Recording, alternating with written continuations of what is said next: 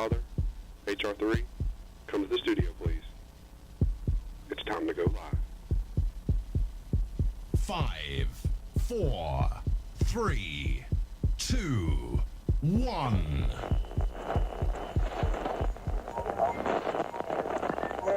Nation.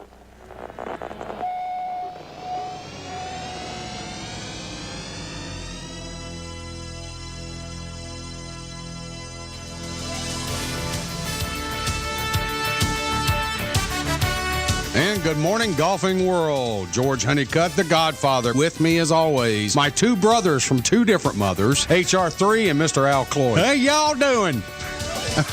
Well, look, Mom, on TV. This could get ugly quick. I'm going to make you hurl before the day's over with. What's your issue here? I smell vermin poontang. You gotta love it. I mean, if y'all are not entertained out there. You know, I've often thought of becoming a golf club.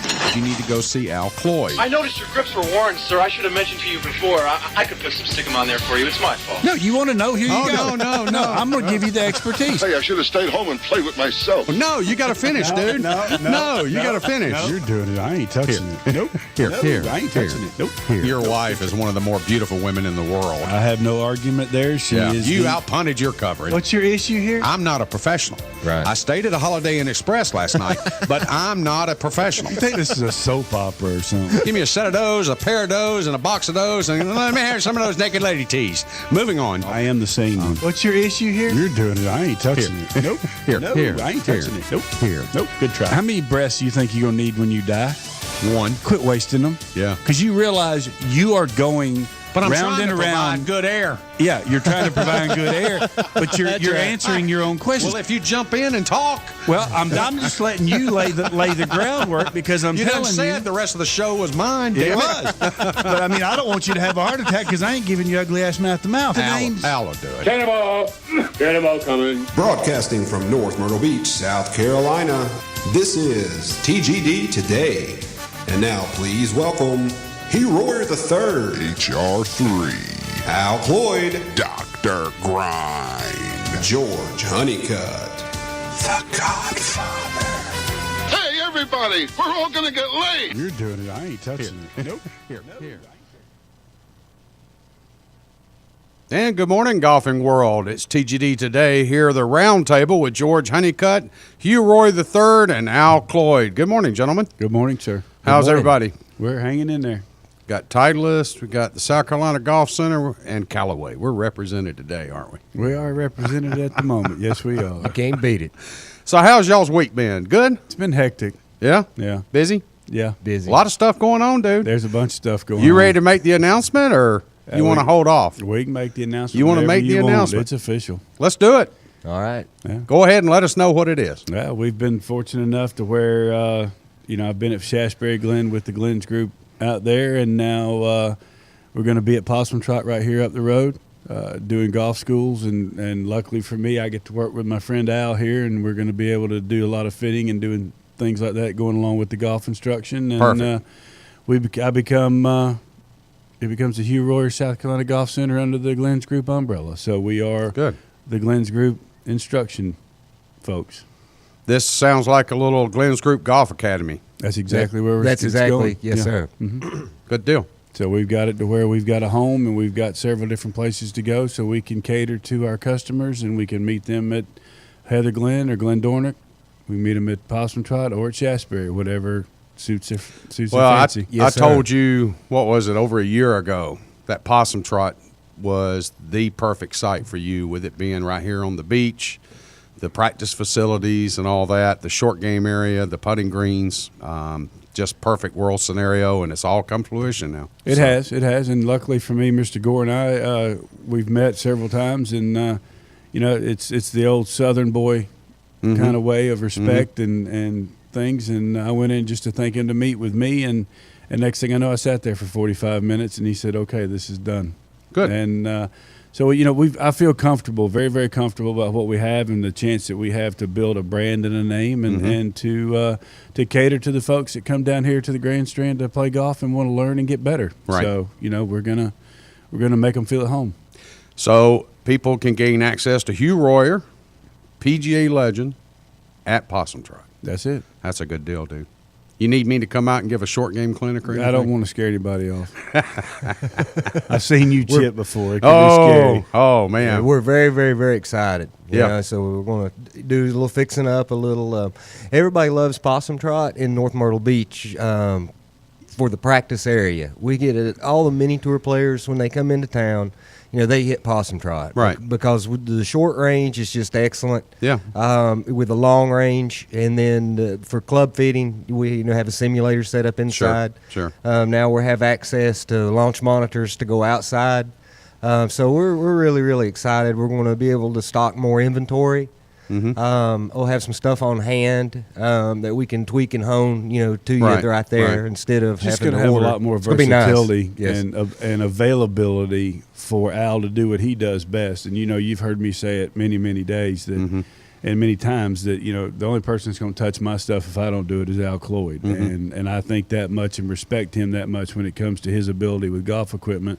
And now we're able to get him into more companies and more brands to be able to offer to folks to fit them. And when we do golf schools or we do clinics and to have him set up to do fittings and allow people chances to try the new stuff, and be able to do it outdoors instead of going to the so-called box retailer, so to speak, and you don't know if the simulator's been souped up or if it's normal or whatever. Now we can put them in real time. And you got a scenario like we do at Barefoot. That's correct. No doubt about it. You can try it inside on the sim. You can go right outside on the range and hit it. Exactly. So, it's a perfect world scenario. So Definitely. That's great. I'm excited about it. Again, Possum Trot's just fun to play. It's a great golf course.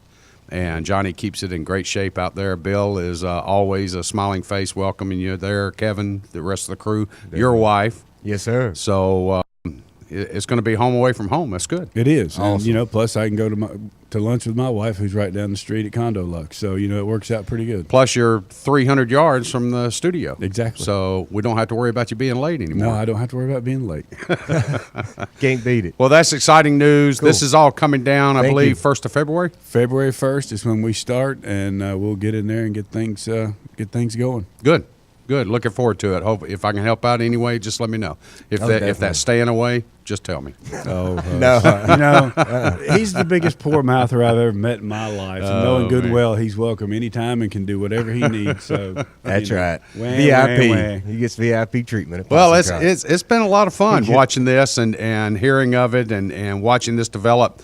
Busy holiday season, but it's turned out to be quite productive and rewarding. It has. So, It has. yeah. And the really funny has, part yeah. is, for the first time in my life, I actually kept my mouth shut and didn't say anything about it. And There you they go. were spreading it faster than I was. So, There you go. it just shows me there's a little bit of excitement out there and that they want me there. So Sure. it's nice to know where you're wanted and being able to be with the Glenn's group with all the chaos Great that's people. kind of been going on. Yeah. It's nice. Yeah. It's nice. Great owners, good organization. Yeah, very family-oriented. Good golf courses. Yes. So it's good to see that Ryan and you and Mr. Gore and everybody and Al could get something put together, and this will be good.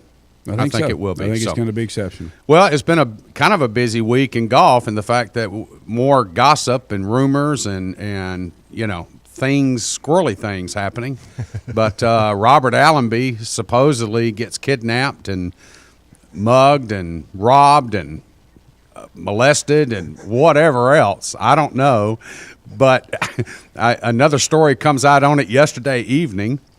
They evidently have identified now one of the two gentlemen, supposedly, who was, by Allenby's story, trying to rob him, and by their story, they were trying to help him.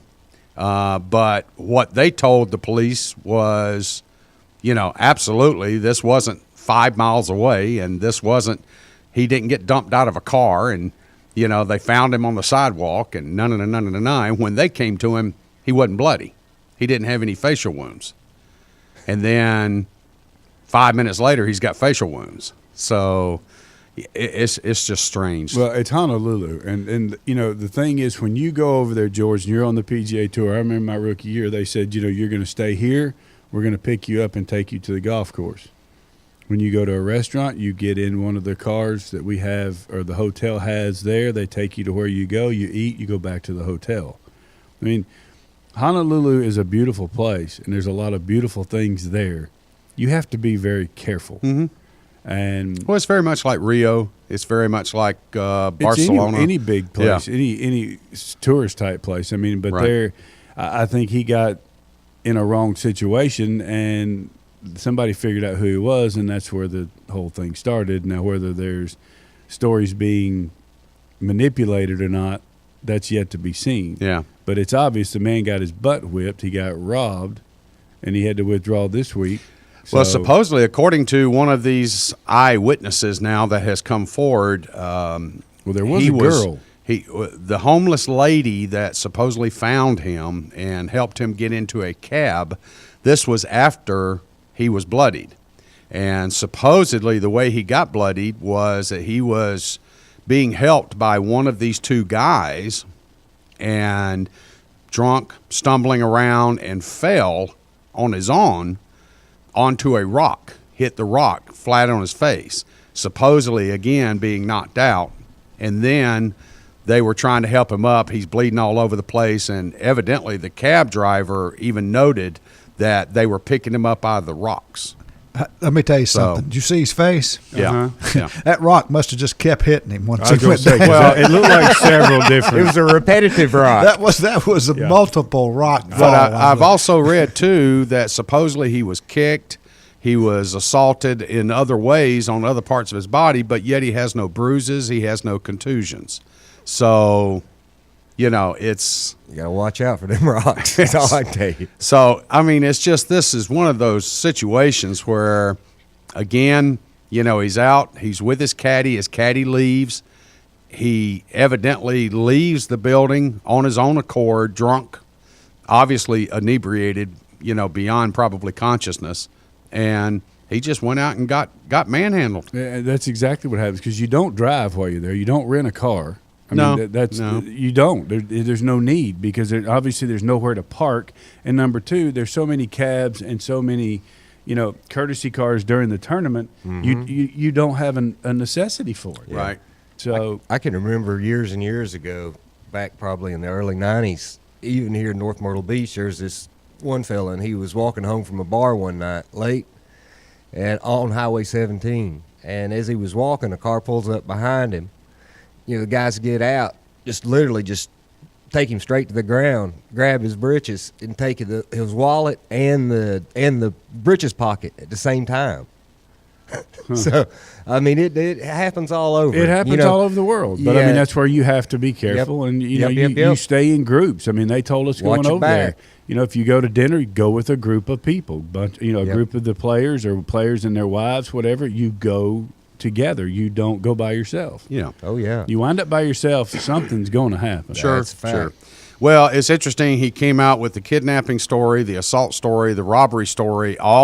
It was so well scripted per se, and then now a lot of people, including the second-degree robbery and the investigation into this fraudulent mail, use of the credit cards and things like that. There has been someone that's bought 2 bottles of liquor with his credit card. So they have that. They're tracking that. So detectives now have the case, and they just keep finding holes in the story. Well, I say there's a lot more coming out from this than Yeah. You think it was Johnny Walker or Mad Dog 2020 they bought? Yeah. Yeah. Yeah. Possibly. There's no telling. There's no telling. I mean, if you got you're going to go ahead and go first Yeah, class if you yeah. got the card. Well, you're going to get the good stuff. But you're I'm going gonna- to get the good stuff now. But I'm going to Okay? tell you this now, Hoss.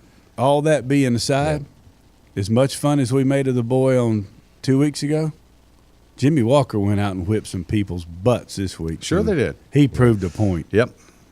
You don't And- win a golf tournament by 9 shots and shoot the scores he shot the last 2 days. And to hear his post-tournament interviews, again, he thanked Butch Harmon.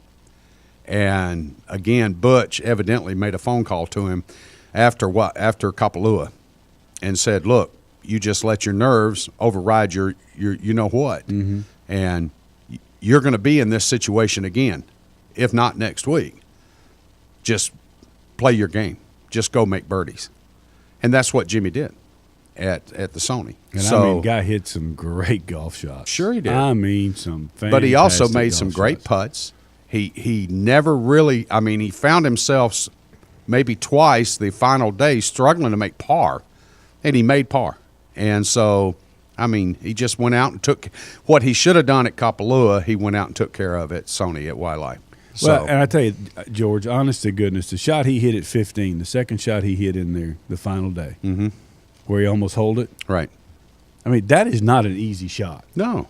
People don't realize that wall is not 12 feet from the left side of that green. Yeah, 8 feet probably. I mean, yeah. I caught a flyer there one year and hit it on somebody's terracotta roof. Mm-hmm. You know, I mean, They'll go anywhere. That is a hard shot. Yeah, you got the green, then literally you got 4 feet, then you've got cart path, and then you've got that wall, and then there's the subdivision road. Yeah, the subdivision road right behind it. This guy hits it in there 6 inches, and I mean, it just went to show that, you know what.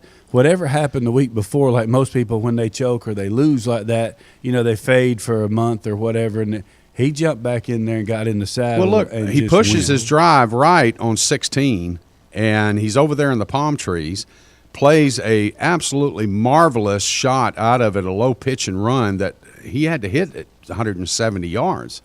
But he hits this thing perfectly controlled, ends up 10 feet from the cup. So, you know, it's just – he just went out with a mission that says, I'm not going to walk away from it like I did last week. I'm just going to go ahead and take this. It was very impressive. The young shot man win, so. really showed, you know, we watched him all last year lead the FedEx Cup. He's leading it again now. And I got a feeling he's going to lead it for a while because it looks, if he plays like he did like this past week, it's pretty impressive. I agree. Dustin and Paulina have their baby. Little boy. Congratulations. So still no name, weight. But I guess mama and baby are doing well.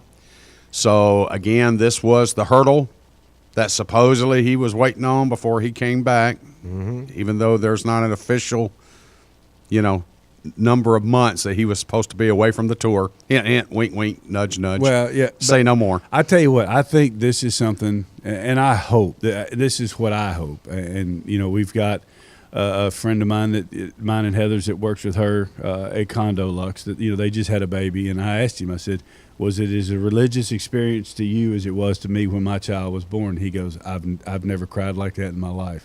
Maybe this is that hurdle that helps Dustin grow up and figure out, you know what, it's time for me to step up. Well, Al and that's what I'm hoping for. Yeah, Al provided me some information this week. I guess he doesn't have a cocaine problem, so he attributes it toward alcohol. Yes, sir. So that's correct. I watched an interview. He claims it's alcohol and not cocaine. So whatever. He's got a problem. He said he would drink to excess. He hasn't been through rehab, but he evidently brought a life coach and some other people in. So yeah, it's called Wayne Gretzky. Well, it's called Tim Fincham is who it's called. I'll tell you what, man, if that dude's got his act together, it's going to be impressive. If this is what, you know, like you attributed to there, if the child being born really helps him get his head straight, if he's gotten everything else in line, the dude's got just a freaking awesome talent. I mean, no doubt. There's no question. There's never even been a question to the talent, Jeff. It's just, that's why we're still talking about it. The thing about it is, you know, I just know that when my kids were born and watching them be born and when they come out and they cry and it's an instant, that's my child. Yeah, you know, if you don't believe in God or you what, and folks, I respect everything when it comes to that, but it makes you believe in some higher being because that is the most soul-searching, incredible thing that you'll ever witness in your life. Yeah, and to watch myself as a grown man and watch other grown men cry when it happens, you know, it changes your life, and hopefully this is what changes his. Well, he's lost 20 pounds of bad weight. He's put on 13 pounds of muscle. So he's evidently, body-wise, been, I guess, getting reformed, if you want to call it. So well, to go out and shoot 61 or whatever he shot at Sherwood, I mean, that's pretty impressive because that's not an easy golf course. No. But, again, hopefully we'll see him soon. It would be nice to have him come back sooner rather than later. I think we'll see him at Torrey Pines. I think so. That's where we'll see him. I think so. So Tiger loses a tooth this week. So has anybody ever proven that that's real? Because the girl at the ski slope said it didn't happen. Well, I tell you what, the way the media is now, Jeff. Honestly, you know, and yeah, we're part of it, I guess. But I mean, stories change so much. You don't know what's true and what's not. I mean, he'll tell people what happened. Everything's turned into tabloid type reporting. That's exactly what it is. That's what it is. And I mean, here all these top level type websites report that a camera knocked his tooth out, and then the girl at the slope who helped him get to the snowmobile to Louvre said it didn't happen. And and he had the one tooth that was bad anyway, that was kind of brownish. Yeah. Maybe he had the dentist pull it, and they're going to do an implant, and they're waiting for all that to heal. Well, That was another. There's a lot of different ways this could happen, but until he comes out and tells you what happens, I mean, why speculate? Yep. Yeah. Well, there was some evidently his manager / PR guy came out with a statement that a videographer had a camera and evidently swiveled around to get a shot and hit Tiger in the mouth and knocked his tooth out. So that was the quote-unquote official story. So, but it did happen, so I guess he'll get it replaced and we'll move on from there. So, but he, again, showing up next week. Again, this week, Mickelson's at play. So he goes out and plays in Palm Springs, and then next week, of course, the Waste Management, which Tiger will be at. I mean, why don't you go play in the tournament in Palm Springs? I mean, it's like playing in a dome. Mm-hmm. I mean, unless the Santa Ana winds come in, I'm telling you, playing in Palm Springs, the golf courses are perfect. They're challenging, and you couldn't ask for better weather. Sure. I mean, I'm telling you, it's like playing in a dome. It's that good. Well, it's going to be a lot of fun. We always enjoy the West Coast swing per se, as we're seeing it now. Again, this week they're in Palm Springs. Next week they're in at Phoenix at the Waste Management, which is the same weekend as the Super Bowl. What a madhouse that's going to be! Yep, and it always is. Yeah, and then the week after that, they of course are at Torrey and head back to San Diego. So that'll be where we expect to see Tiger. We'll see probably Dustin. We'll see several other players that are getting back into this wraparound season. So I want to thank everyone for joining us on the round table here at TGD. And we want to thank TGD TV and TGD Radio for producing this and being brought to you by the Zeus Radio Network. George Honeycutt, Hugh Roy III, and Al Cloyd. Coming up next, more golf information and news here on TGD Today.